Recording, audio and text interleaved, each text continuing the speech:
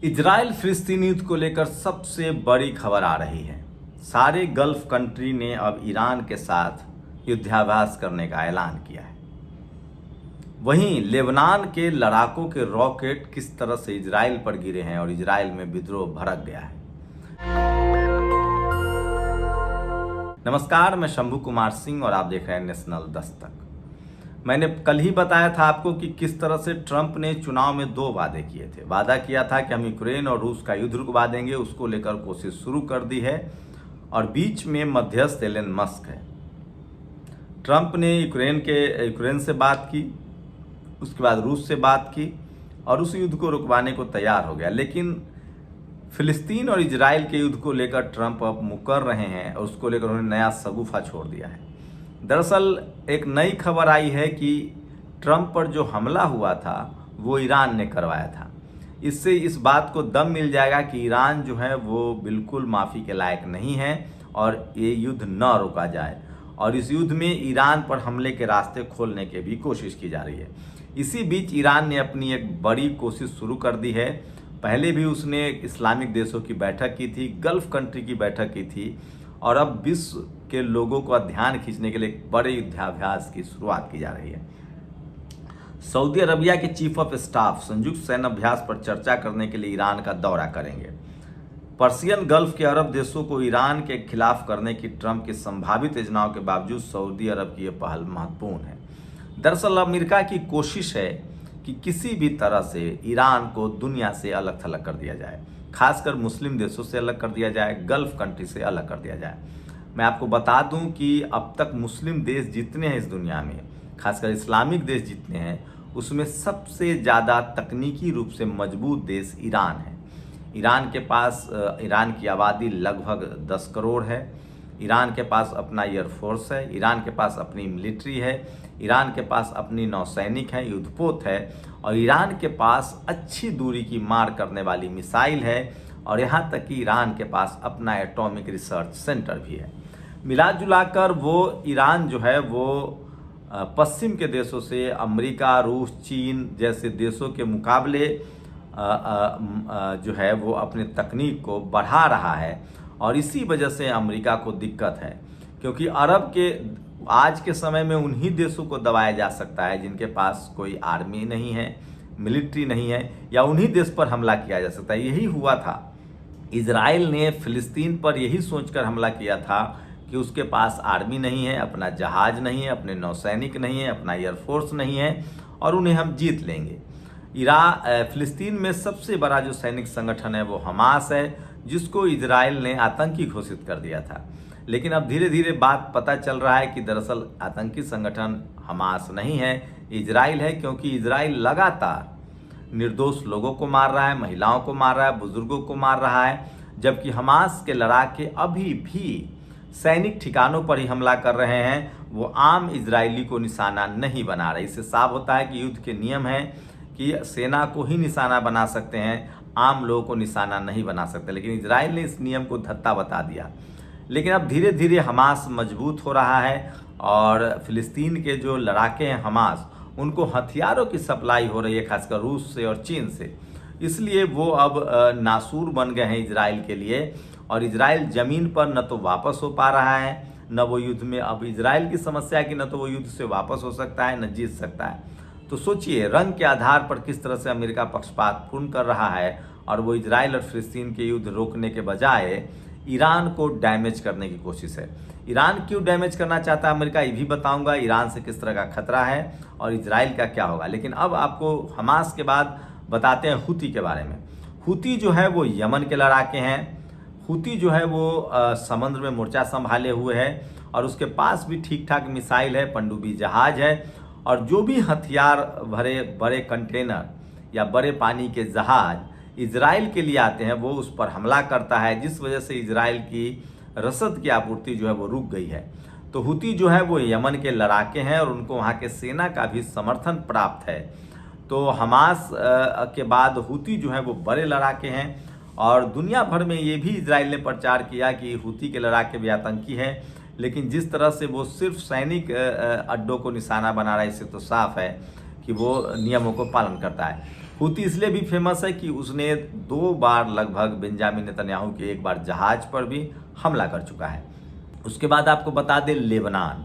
Lebanon का लड़ाका Hezbollah है। Lebanon में अपनी सैनिक भी है, लेकिन हिजबुल्लाह एक बड़ा लड़ाका है, ग्रुप है जिसके पास 1 लाख सैनिक है। खासकर मिडिल ईस्ट में, मुस्लिम देशों में इस तरह के सैनिकों को रखने का प्रावधान है। अब तो रूस के पास भी इस तरह के वैगनर नाम से संस्थाएं थी जो उनके लिए युद्ध के समय लड़ते थे।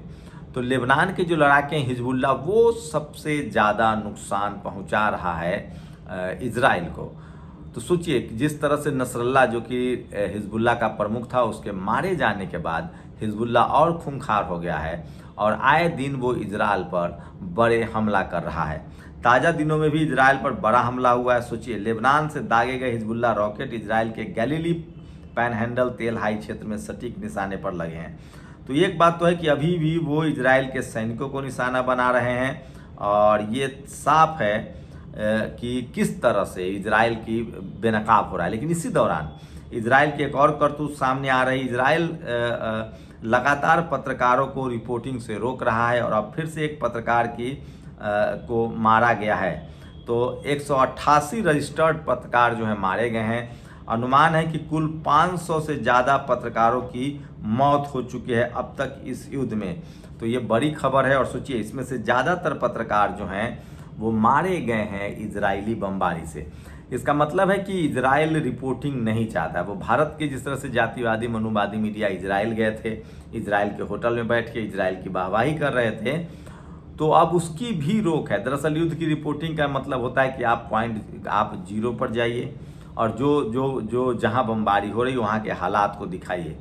तो अगर पत्रकारों को गजा पट्टी या बेरूत में जाने दिया गया या इजराइल में जाने दिया गया तो उससे इजराइल की पोल पट्टी खुलेगी, क्योंकि पत्रकार दिखाएंगे कि किस तरह से स्कूल अस्पताल बर्बाद कर दिए गए हैं, आम लोग मारे जा रहे हैं बेरूत में या गजा पट्टी में। वही पत्रकार ये भी बताएंगे कि अभी भी जो विरोधी लेबनान है, हिजबुल्लाह है या हमास है या हूती है, उसके लड़ाके अभी भी इजराइल के सैनिक अड्डों पर हमला कर रहे हैं। तो इससे इजराइल की छवि को और ख़राब बट्टा लगेगा और आतंकवाद का ठप्पा इजराइल पर लग जाएगा, न कि फिलिस्तीन और हमास, हूती और हिजबुल्लाह पर। तो इसलिए पत्रकारों को रोका जा रहा है। 400 से करीब ज़्यादा पत्रकार अब तक शहीद हो चुके हैं। अब बात करें अगर ईरान की, देखिए लेबनान पर हमला हुआ, यमन पर भी हमला हो सकता है, हमास पर भी हमला हो सकता है, लेकिन ईरान पर हमला करने से अभी भी इजराइल बच रहा है। इससे पहले ईरान ने लगभग 150 से 200 रॉकेट दागे थे। बदले में इजराइल ने कहा कि हमने भी एक बड़ी कार्रवाई की है। उसके बाद युद्ध का तनाव बन रहा था।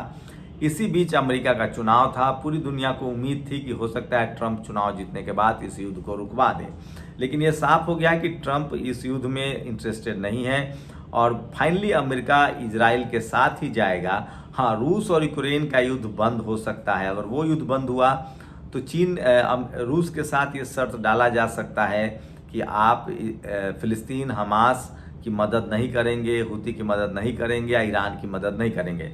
लेकिन मुझे लगता है व्लादिमीर पुतिन जो है उनकी अपनी राय है और वो शायद ही अमेरिका की बात माने। 2 लाभ लेना चाहेंगे। वो दोनों उंगलियों घी में है।